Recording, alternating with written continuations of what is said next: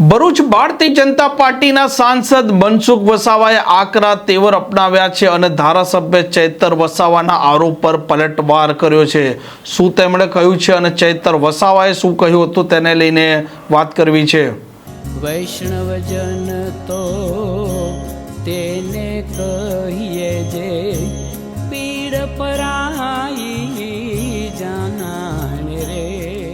નમસ્કાર, આપ જોઈ રહ્યા છો નવજીવન ન્યૂઝ અને હું છું આપની સાથે તોફિક ગાંચી। થોડાક મહિનાઓથી આદિવાસી રાજનીતિ છે તે ચરમસીમા પર પહોંચી રહી છે અને ડેડિયાપાડાના ધારાસભ્ય ચૈતર વસાવા અવારનવાર ભારતીય જનતા પાર્ટીને તેમના નેતાઓને આડે હાથ લેતા હોય છે અને તેમના પ્રતિસ્પર્ધી ભરૂચ ભારતીય જનતા પાર્ટીના સાંસદ મનસુખ વસાવા છે તેમને પણ સંભળાવતા હોય છે। જેલવાસ પૂર્ણ કર્યા બાદ ચૈતર વસાવા બહાર આવ્યા હતા અને તેમણે આરોપ લગાવ્યા હતા કે તેમને પોલીસ દ્વારા સીસીટીવી આપવામાં નથી આવ્યા અને ભારતીય જનતા પાર્ટીની સરકાર ભાજપના નેતા અને પોલીસે તેમને ખોટી રીતે કેસમાં ફિટ કરી દીધા છે અને હવે આ મામલે વળતો પલટવાર કર્યો છે ભરૂચના સાંસદ મનસુખ વસાવાએ અને તેમણે કહ્યું છે કે અમે કોઈને ખોટી રીતે ફસાવતા નથી અને આ જે વ્યક્તિ છે તે અધિકારીઓને કોન્ટ્રાક્ટરોને દબડાવે છે, ધમકાવે છે, તેમના પાસેથી કમિશન મેળવી લે છે અને ત્યાર પછી તપાસની માંગણી કરે છે। આ ભાજપના સાંસદ મનસુખ વસાવાનો ચૈતર વસાવા પર સૌથી મોટો પલટવાર છે।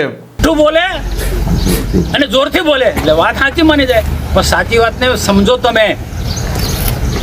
અમે એટલા બધા એ નથી કે કોઈ નિર્દોષને અંદર મહેરબાની કરીને કોઈ ડરાવવાના પ્રયત્ન નહીં કરે, કોઈ ડરાવવાના પ્રયત્ન સત્તા થકી અમે સેવા કરવા માંગે છે, સત્તા થકી પ્રજાનું કલ્યાણ થાય એ કરવા માંગે છે, સત્તા થકી કોઈને ડરાવવા માંગતા નથી।